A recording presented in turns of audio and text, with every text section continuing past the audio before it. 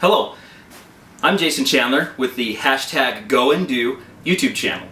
Today we're going to do a brown chair review on the 511 Moab 6 Sling Pack. Now this pack that you're seeing right here is the color Storm, which is a really neat gray color that they're making the Moab 6 in right now.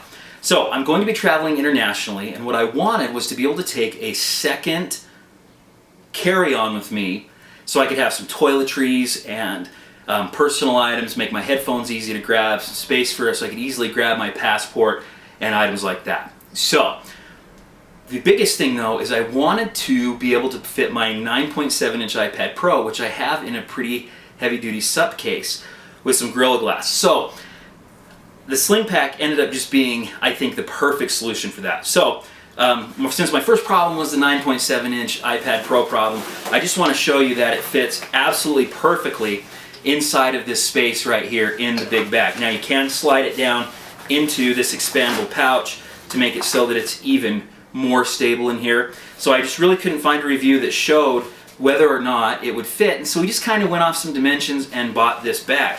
Now I did buy this bag off of Amazon just because I needed some quick shipping for it. So what I'm going to do is we're going to just start at the back of the bag. I'm going to talk about the features, and we're not going to really get into what the material is. You guys can read about that. It is just a good Cordura. Stitching and everything is to 511's normally high standards.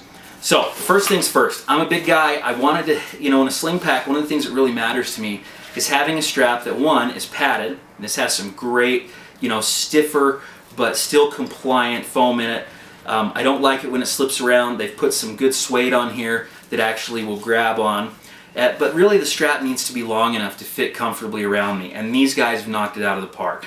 Now the strap is nearly maxed out, but it does fit tight enough that I feel comfortable, but loose enough that I don't feel like I'm being constricted or pinched by it.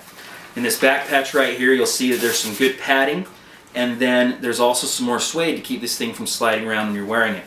Which brings us to this back pouch. Now this is a water bladder ready pouch, so you could put a bladder in here. Inside of this I still have, and I haven't even taken this out of the packaging, the strap that you can add on that makes it so you can have this bag even more secure when you're carrying it around, which is something I like. Makes it so you don't have to worry as much about snatch and grabs and things like that. So the next pouch that we have, which is right here on the strap, is actually a cell phone pouch. Now I recently downgraded, or I guess resized is a better word, from the iPhone 6s Plus to the iPhone 5 SE. So I have my iPhone 5 SE in this pouch inside of a LifeProof nude case. Now the thing that's important to note is it barely fits in here.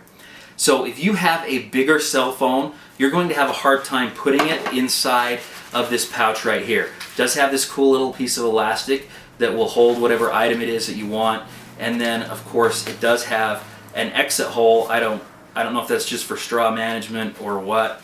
And then you could technically, lash something or put it behind here, but I don't know. So if you don't have a real big cell phone, it's going to work perfect here. Otherwise, a small point-and-shoot camera would go there just fine. It does have the Velcro here so that you can put a morale patch on it. Really neat. So the next pouch is this guy right here. This is the eyewear pouch.